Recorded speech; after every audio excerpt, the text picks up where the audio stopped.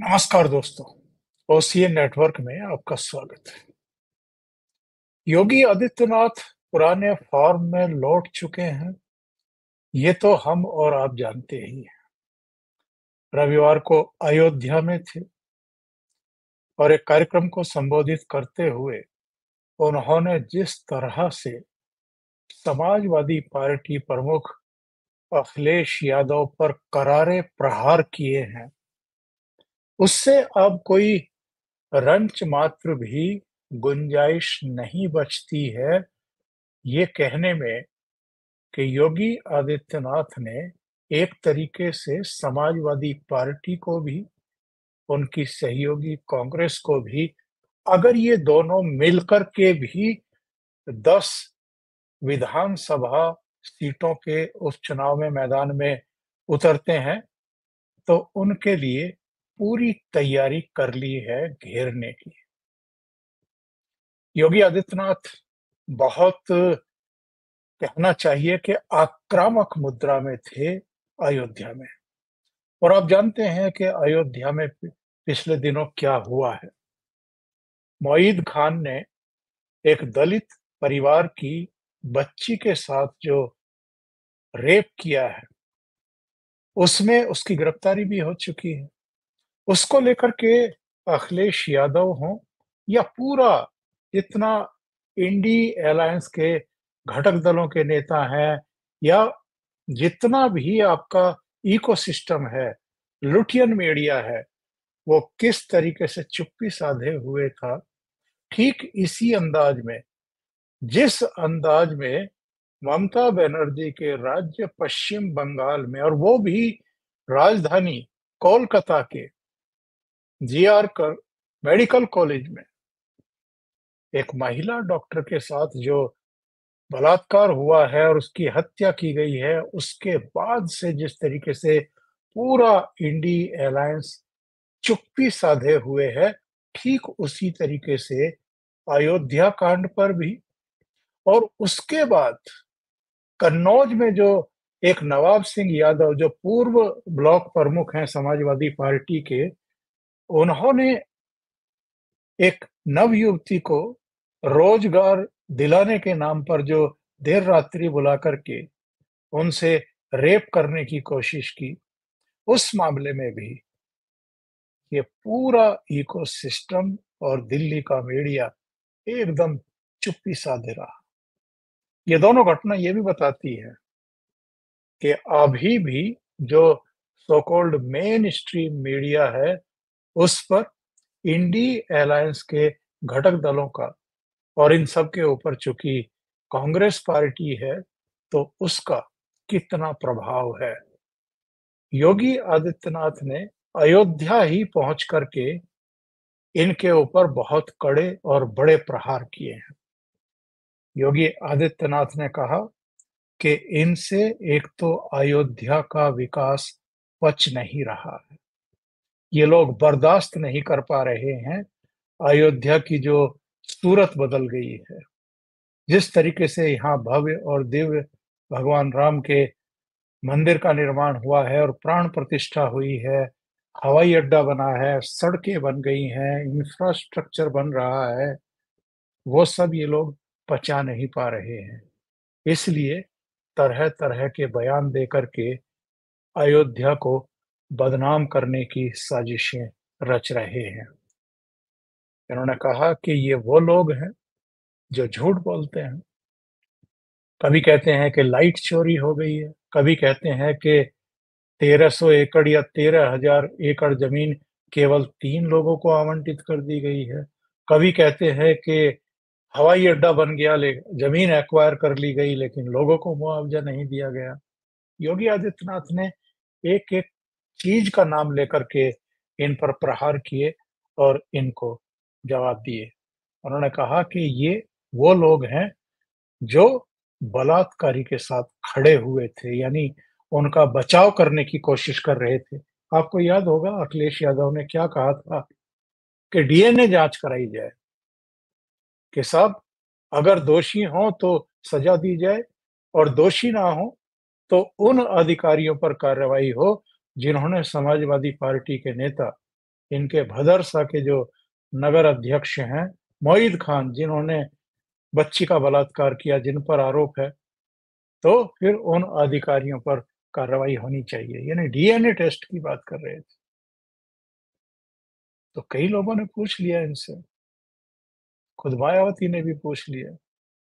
कई लोगों ने कहा कि जब आप मुख्यमंत्री थे और जब राज्य में बलात्कार की घटनाएँ होती थी, कितने लोगों के आपने डीएनए टेस्ट कराए थे?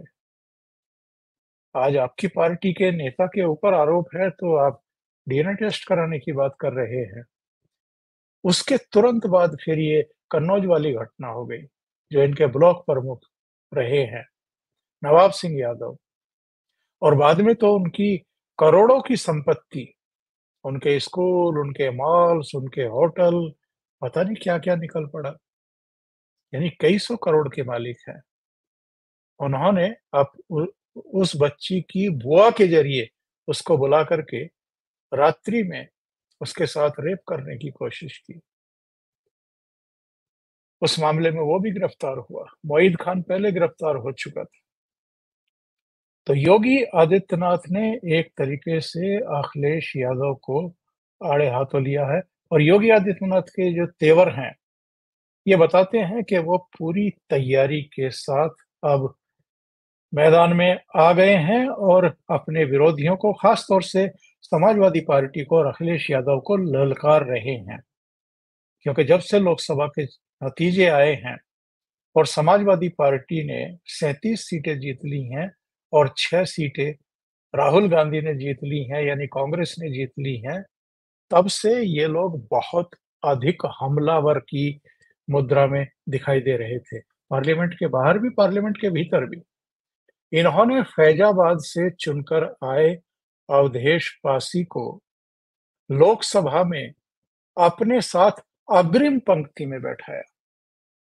इसके अलावा भी कई जगहों पर उनको साथ-साथ लेकर के घूमे, केवल भारतीय जनता पार्टी को चिढ़ाने के लिए और देश-विदेश में ये मैसेज भेजने के लिए कि साहब देखिए, जिस अयोध्या में भगवान राम का मंदिर बना है, वो अयोध्या भी भारतीय जनता पार्टी के साथ नहीं है।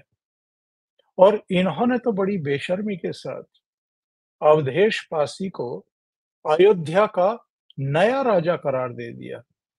यानी भगवान राम का ये किस तरीके से अपमान करते हैं और किस तरीके से वहां से चुने हुए लोकसभा के सदस्य को वहां का राजा बता रहे हैं, इससे भी इनकी मानसिकता का एक्चुअल में पता चल जाता है। हकीकत क्या है? हकीकत ये है कि उस लोकसभा सीट का नाम ही फैजाबाद है, अयोध्या नहीं है। और जो 5 विधानसभा सीटें इस लोकसभा सीट के तहत आती हैं, उनमें अयोध्या शहर एक अलग सीट है, विधानसभा सीट। और इस विधानसभा क्षेत्र में, यानी जहाँ भगवान राम का मंदिर है, जहाँ प्राण प्रतिष्ठा हुई है, वहाँ से तो भारतीय जनता पार्टी को लीड मिली थी। बाकी के जो 4 विधानसभा क्षेत्र हैं, वहाँ से अवधेश पासी जीत गए और इसीलिए वो लोकसभा के लिए चुने गए। तो अयोध्या को लेकर के जिस तरह का परसेप्शन ये लोग कायम करना चाहते हैं और जिस तरह का दुष्प्रचार हो रहा है, उसी को लेकर के योगी आदित्यनाथ काफ़ी नाराज़ थे और रविवार को जब वहाँ वो गए, तो इनको खरी-खरी सुना दी। एक और घटना हुई है, मिर्ज़ापुर जिले की मझवा सीट के लिए उपचुनाव होना है और रविवार को उप मुख्यमंत्री केशव मौर्य वहाँ पहुँचे हुए थे। भारतीय जनता पार्टी कार्यकर्ताओं को संबोधित कर रहे थे और उन्होंने एक बात कही। उन्होंने कहा कि नरेंद्र मोदी जैसा प्रधानमंत्री पूरी दुनिया में नहीं है और योगी आदित्यनाथ जैसा मुख्यमंत्री पूरे देश में कोई दूसरा नहीं है। और केशव मौर्य के मुँह से निकले हुए ये शब्द बहुत दूर तक इनका मैसेज गया। ये जो लुटियन मीडिया है, ये जो इकोसिस्टम है, इसने लोकसभा चुनाव के नतीजे आने के बाद जिस तरीके से योगी आदित्यनाथ के बारे में तमाम तरह की अफ़वाहें उड़ाई और केशव मौर्य ने जेपी नड्डा की मौजूदगी में जो प्रदेश कार्यकारिणी की बैठक हुई थी, उसमें जो उन्होंने एक वक्तव्य दे दिया था कि साहब संगठन जो है वो सरकार से ऊपर होता है और मैं कार्यकर्ताओं के दर्द को महसूस कर रहा हूँ, उसको लेकर के तमाम तरह की चर्चाएँ और अफ़वाहें उड़ानी शुरू कर दी थी। यहाँ तक कहा गया था मीडिया के एक बड़े पार्ट में और इसकी मुहिम चलाई गई बाकायदा कि जैसे योगी आदित्यनाथ के खिलाफ जो है वो सरकार के भीतर से ही बगावत हो गई है और दोनों deputy chief minister Yogi Adityanath की बैठकों में ही नहीं जा रहे हैं, यानी बायकॉट कर रहे हैं, इस तरह की चीज़ें। और बाद में जब ये बयान हो गया तो उसके बाद फिर भारतीय जनता पार्टी के नेतृत्व को भी लगा कि केशव मौर्य को इस तरह की बयानबाज़ी नहीं करनी चाहिए, जिसको लेकर के मीडिया का एक पार्ट जो योगी आदित्यनाथ और प्रधानमंत्री नरेंद्र मोदी के खिलाफ कुछ ना कुछ तलाश करता रहता है और फिर उसको बजाता रहता है और एक गलत परसेप्शन क्रिएट करने की कोशिश करता है, उसको केशव मौर्य ने अपनी बयानबाज़ी से एक मौका दे दिया था।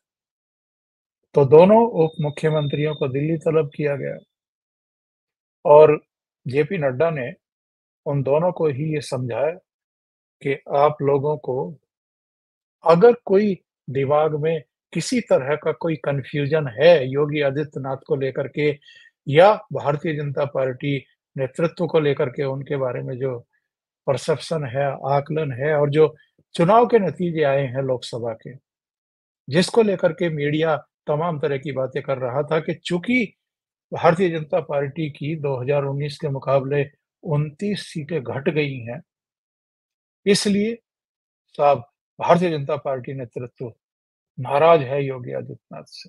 मैं उस समय भी अपने कार्यक्रमों में कह रहा था कि फिर तो ये क्राइटेरिया बहुत सारे राज्यों पर लागू होगा।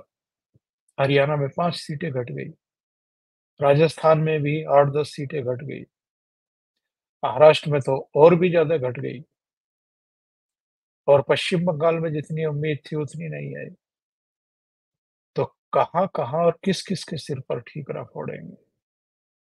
और योगी आदित्यनाथ इस सब से कहीं न कहीं आहत थे कि उनके बारे में इस तरह की चीज़ें चलाई जा रही हैं। योगी आदित्यनाथ भी दिल्ली गए थे, लेकिन उनकी कोई वन टू वन मुलाकात ना तो प्रधानमंत्री से हुई, ना अमित शाह से हुई, ना जेपी नड्डा से हुई। वो नीति आयोग की बैठक में भाग लेने के लिए गए थे। उसके बाद प्रधानमंत्री नरेंद्र मोदी ने जो भारतीय जनता पार्टी के रूल्ड स्टेट के चीफ मिनिस्टर्स की अलग से बैठक बुलाई थी, वो उसमें भी शामिल हुए थे।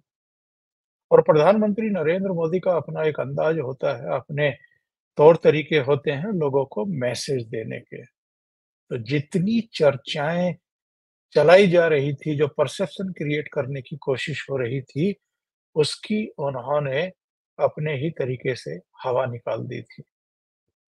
योगी आदित्यनाथ को अपनी बगल वाली सीट पर बैठाया था और उनके ठीक सामने अमित शाह बैठे हुए थे।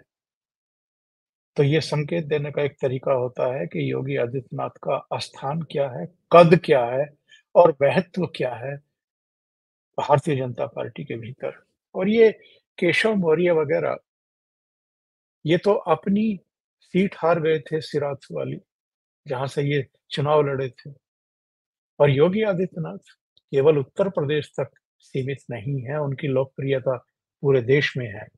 और जो भी चुनाव होते हैं, लोकसभा चुनाव के दौरान भी हमने देखा है कि उत्तर प्रदेश के बाहर भी वो लगातार चुनाव प्रचार के लिए गए, उनकी लगातार डिमांड रही। के अलावा जब-जब अलग-अलग राज्यों में विधानसभा के चुनाव होते हैं, तो भी योगी आदित्यनाथ की वहाँ पर डिमांड की जाती है और वो जाते हैं चुनाव प्रचार के लिए। तो योगी आदित्यनाथ का जो कद है, बाकी के नेता जो हैं, वो उसके आस-पास भी नहीं ठहरते हैं। केशव मौर्य का मिर्ज़ापुर में उपचुनाव के सिलसिले में कार्यकर्ताओं को संबोधित करते हुए प्रधानमंत्री नरेंद्र मोदी की तारीफ करना और योगी आदित्यनाथ की भी तारीफ करना कि ऐसा चीफ मिनिस्टर पूरे देश में कोई दूसरा नहीं है।